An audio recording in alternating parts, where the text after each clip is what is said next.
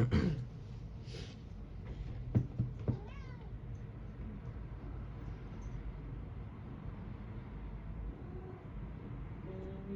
story. Big stretch.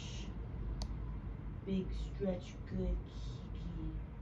Do you want to read a tale? 1, 2, 3. I'm gonna come sit on my lap. Hello. Sit on this princess pillow, my queen. Just like relax, literally. Yeah, good Kiki. Hello. Good evening. Welcome to Kiki's Corner, where me and Kiki share a tale. In the last episode of Kiki's Corner, I was looking back and I noticed I chose the ugliest corner in the house, which is Kiki's litter box.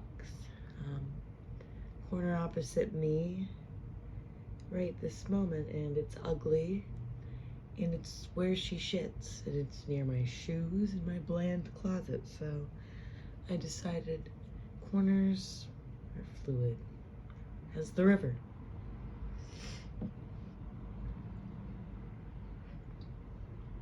So, in today's episode of Kiki's Corner, I'd like to start by all of us just taking a moment and having a deep breath. Let's all inhale. And exhale. Days are long in winter, but spring is coming. Kiki's relaxing, and let's all take a sip of water together, why don't we? If you don't have water, get some. What are we reading today, Kiki? We are reading The Magic Treehouse, number 24.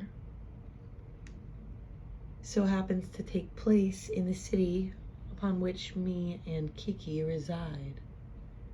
The silly city of San Francisco. So today we'll read a chapter or two from this Magic Treehouse, Earthquake in the Early Morning by Mary Pope Osborne. Kiki, this is an adventure that will shake you up.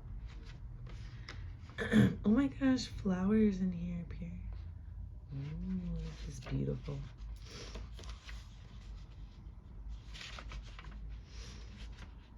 A review from kids. Here's a kid's, oh, Kiki.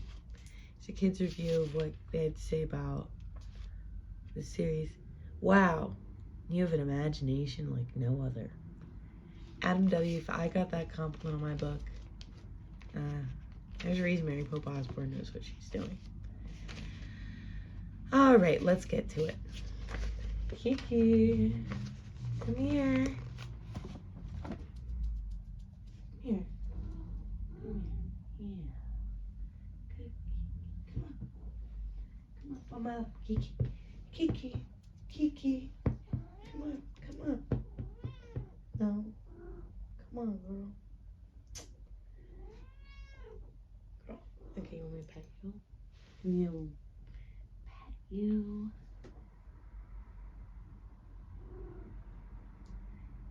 He's just like really sensitive about this book, I think, because if you haven't heard her lore, she's an empress of earth and fire, and she's in charge of the earth's tectonics.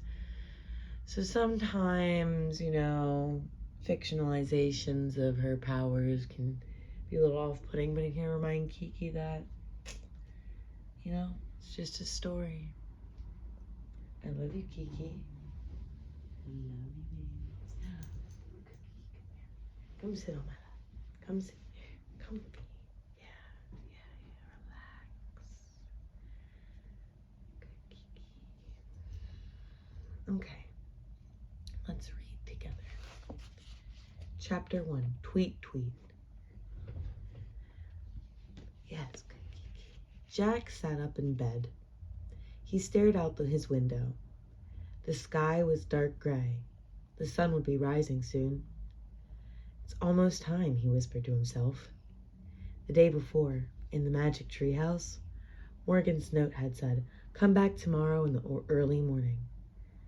Jack jumped out of bed. He put on his jeans and t-shirt. Great combo. Then he grabbed his backpack and crept out into the hall. Jack peeked into Annie's room. She wasn't there. He slipped downstairs and out the front door. Annie was sitting on the porch steps. Jack sat down beside her. "What are you doing?" he asked. "I was waiting for the birds to start singing," said Annie, "and then I was going to wake you up." Jack and Annie watched the sky go from dark gray to light gray. Then the birds began their song. "Tweet, tweet," said Annie. Without another word, Jack and Annie left their porch. They headed up their street to the Frog Creek woods. It was cool beneath the trees.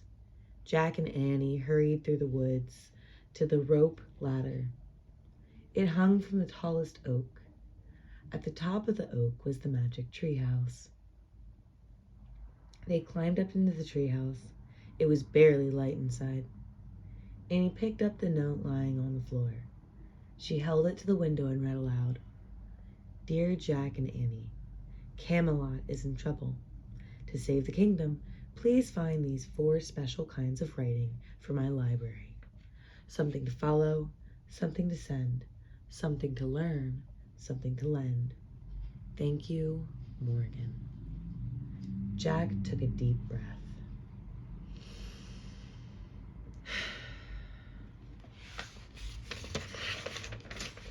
"Okay," he said. "We have our first special writing, a list from the Civil War." "And we have the second," said Annie, "a letter from the Revolutionary War." "We have the third," said Jack, "a poem from a pioneer schoolhouse." "Now we just need one more," said Annie. "I wonder why we have to find these special writings for Morgan's library," said Jack. "How are they going to save Camelot?" "I don't know," said Annie, "but let's get going so we can solve the mystery. Where's our research book?" They looked around the treehouse. Their Pennsylvania book, the book that always brought them home, was lying in the corner. Beside it was another book. Annie picked it up. "This is it," she said softly. She showed the book's cover to Jack. It said, "San Francisco, California, 1906. "California," said Jack. "I've always wanted to go to California." "Me too," said Annie. She laughed. "I guess I told Miss Neely the truth after all." "Yeah," said Jack, smiling. The magic treehouse had taken them to a pioneer school in their last adventure. There, Annie had told the teacher, Miss Neely, that they were on their way to California.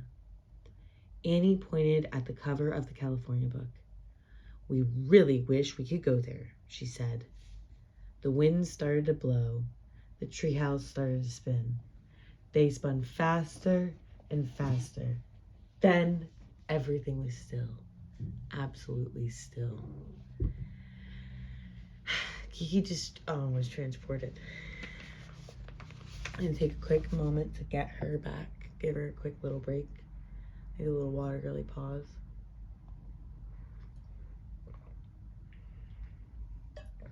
Kiki, how'd you feel about chapter 1? She's like classic warm-up. Kiki, I love you. You've gained weight, I think. Doing my best. Alright, come here. I love you. Come here, let me pet you. Hey, Kiki.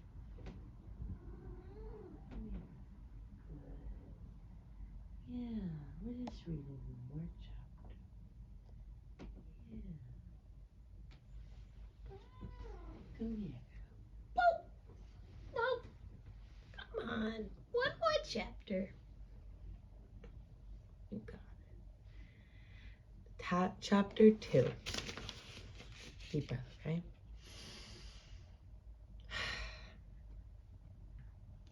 Thunder under the ground. Come on, Yeah. Nice clothes, said Annie. Jack opened his eyes. Annie was wearing a blue and white dress with a big sailor collar and white stockings. Jack was wearing brown knee-length pants, a jacket, a cap, and a tie. His backpack had become a leather bag. He and Annie both wore lace-up boots. A church bell started to ring. Gong, gong, gong, gong, gong. It rang 5 times, said Jack. It must be 5 in the morning. Yeah, said Annie. She is looking out the window. Jack looked with her. The early morning felt fresh. Jack looked with her. The early morning air felt fresh and cool. The treehouse had landed in a tree at the bottom of a hill. Painted wooden houses and gaslights lined a quiet cobblestone street. A trolley car moved along tracks up the street. It rounded the top of the hill and disappeared. Tall buildings towered farther off. The sun was behind them, making pink streaks in the blue sky. Cool pictures. It's really pretty here, said Annie. Yeah, said Jack. Oh, the flowers fell out. There's flowers inside the book. Yeah, said Jack. He opened the research book and read. On Wednesday, April 18th, 1906, San Francisco is the biggest city on the west coast of the United States. It had a population of 500,000 people. It was also one of the loveliest cities in the country. Jack pulled out his notebook. He wrote, San Francisco, April 18th, 1906. Biggest city in the West, lovely. Let's go, said Annie impatiently. Jack looked back at the book. He wanted to learn more. Now, said Annie. She took the book and notebook away from him and put them into his leather bag. Let's not waste any more time. Annie left the treehouse. Doing research is not wasting time, Jack called after her. But he slung his bag over his shoulder and followed Annie down the rope ladder. When they both stepped out on the grass, Jack looked around. Where to? He said. Anywhere, said Annie. Let's just explore and see the sights. We can be tourists. Okay, said Jack, but don't forget we have to find the writings for Morgan's library. They started up the cobblestone street. As they walked up the steep hill, the sun rose above the tall buildings. The light turned everything to gold, stone street lamps, and the glass windows of silent houses. It's so quiet and peaceful, said Annie.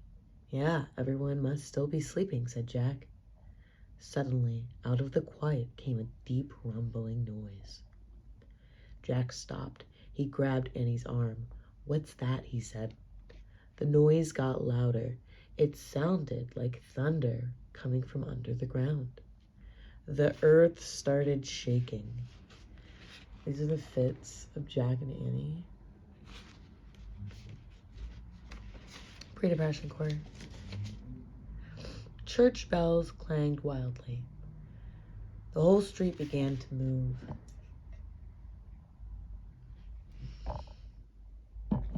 Cobblestones rolled like waves on the ocean. What's happening? Annie cried. Chimneys fell off roofs. Gas lights toppled over. Bricks crashed to the street.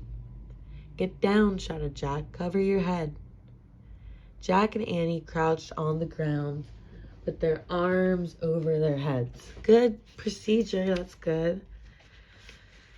All around them was rumbling, clanging, crashing, and breaking. Then the world grew still.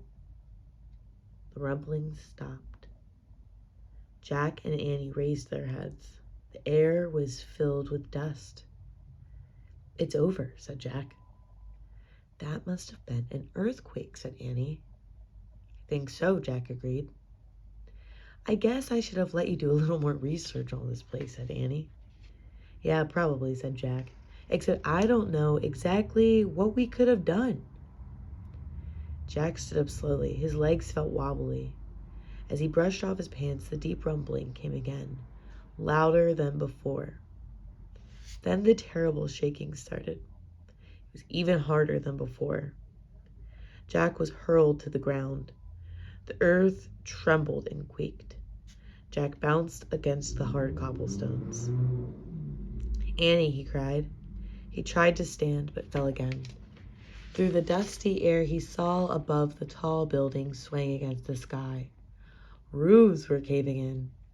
Up and down the street, bricks, glass, and concrete showered down. It seemed like a long time before the dreadful noise and shaking finally stopped. Ooh, that was a doozy. Kiki's on the floor right now. She's chilling. She's plopped. She's in loaf formation. I'm not going to agitate her, as it is her right to sit how she pleases. Let's have a post-book chat, Kiki. She's falling asleep. She's tired. A long day of sitting around doing nothing again except for your morning Zooms. So, two things that struck me, no pun intended, during that. One was just a small line. They kind of referenced how the sun made the city gold in the morning. I liked that because I don't know if this was intentional on Mary Pope Osborne's part, but if it was, well done. If not, well done. But I liked how she referenced gold because, like, the gold rush. I feel like the very prevalent thing.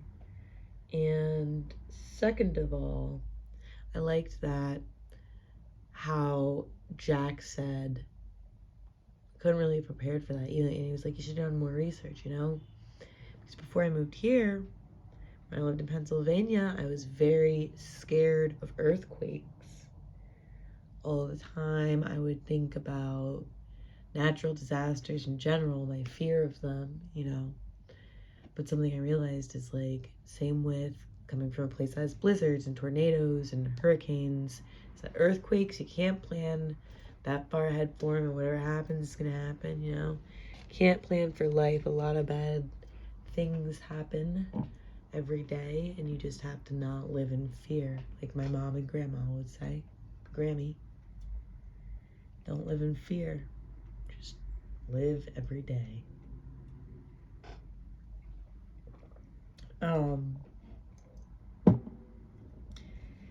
Kiki, do you have any thoughts on the book?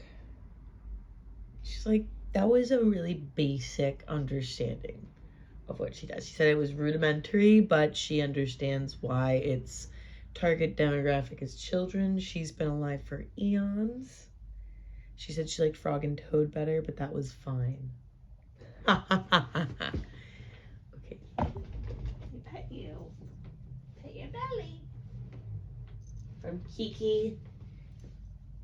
To you all, if you watch this, thank you. Hi, Mom. Hi, Dad. Hi, Lance. Hello, friends.